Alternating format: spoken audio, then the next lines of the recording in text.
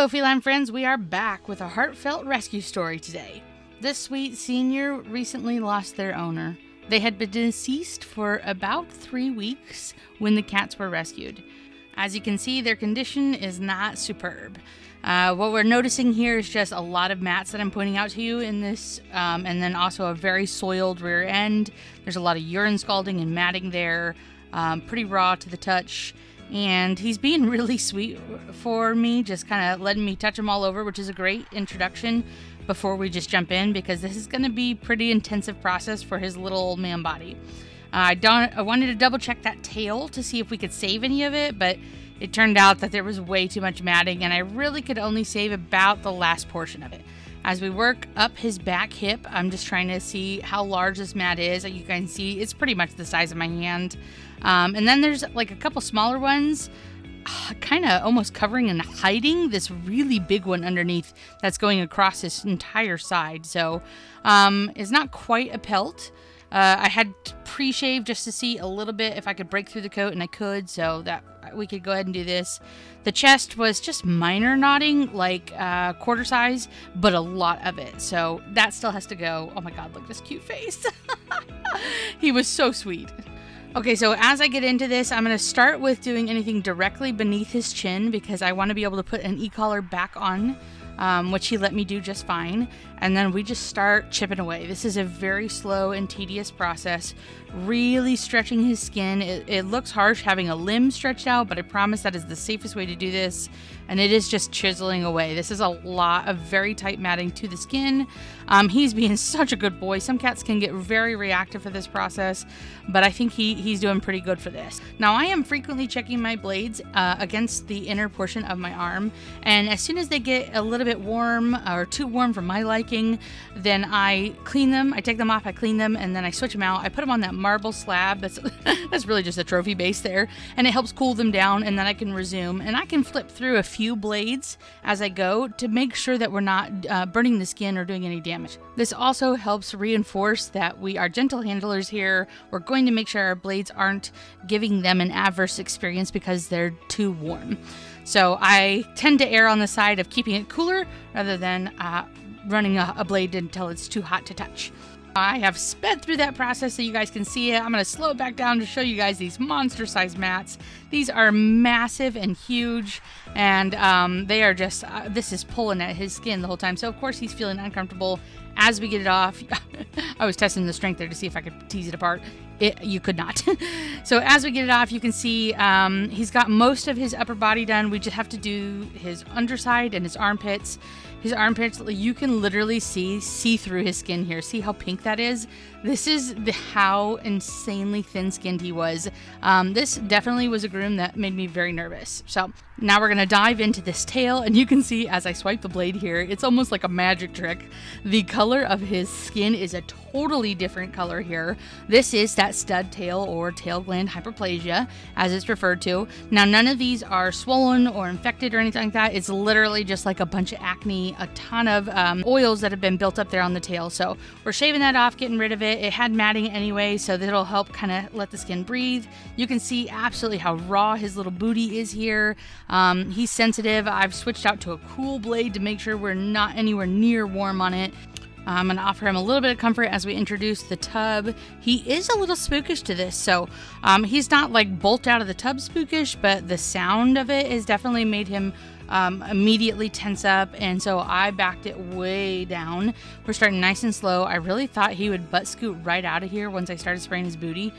Usually the back ends are kind of trigger points for a lot of cats, but I just had nice lukewarm water on, and just I'm imagining washing this really felt good to him because he let me do a lot of it. Now, he is a senior cat, so you can see every time I lift him up, I'm going nice and slow. I'm making sure he has his feet underneath him. It's just really about making sure that we're not jostling limbs and we're giving them nice, calm experiences. We're going to go ahead and scrub this tail and his little booty end to make sure we're really clean, getting that urine off of it, and then we're just going to thoroughly rinse all over. He is doing fantastic, enough so that I feel like I can wash his head. So I'm just wetting it initially with a wet washcloth, and then we just start scrubbing it. Man, he's leaning into this so much. Look at him just sliding into it. He enjoyed the head scrub, which surprised the hell out of me, so I'll take it, Go off quick to clean his ears, clean his eyes, and now we're going to size him for that happy hoodie. This protects his ears. I went with his slightly larger size because his head is just larger, being a Maine Coon. Once we've got those whiskers popped out, we're going to go ahead and start the introduction slow. Clearly, being in the caddy shack was a no-go to start with him, so we're just going to start gently in the lap, and then as soon as I feel like he's warmed up to the wind, then we'll introduce the dryer. It is on and vibrating beneath him, so that first test of letting them kind of put their feet out first tells me how they're going to do. He accepted it just fine, so we went ahead and transferred over now. Focusing obviously where he has fur left, right? And then I wanted to get a quick shot of the skin slipping around. Oh my gosh, he was just so skinny, you guys. So we just keep going. Really, we're just cruising at this point. He is fairly well accepting it. Now, I am noticing he is kind of flinching or reacting to his hips specifically. So we want to really dial in on that. We're going to do an adjusted leg hold here where I am propping my hand in between, but we're not pulling his leg out in any way so he can stay comfortable in a laying position. And then we're just going to focus on his paws as we go around and just kind of give him a chance to feel supported as we dry him so he doesn't feel like he has to flop or stretch or anything like that. So we're going to start working on his head, which is always a little tricky, and of course it scared him, so we're going to pause and put him in a kennel dryer for that, which is a little bit more passive on the drying. So I'm not going to sit there and make you guys watch all that. That would be boring. But here's a sped up little cute version of him. Pop him back onto the table, and now we're going to give him an opportunity to check out the comb, a little bit of cooperative care style, just allowing them to explore. It's a scary process, but if we can take moments to slow down for them, it really does help. So we're just gonna comb through his head. It's taken a lot because it's not fully dry here. This is in between doing more kennel drying sessions, and then we just work on the tail. Here he gets really curious about me and what I'm doing, and so we just go nice and slow and allow him to explore, and he was very cool with it once I kind of gave him the opportunity and a little bit of autonomy there in that circumstance. He was purring by this point. Here is his little booty all cleaned up. Thankfully, it's a lot less red and inflamed. We're very happy about that. Now, we did notice with his feet being so bad earlier that we went ahead and did toe tuft removal on him. Touch out that face one last time since it was a struggle point with the dryer.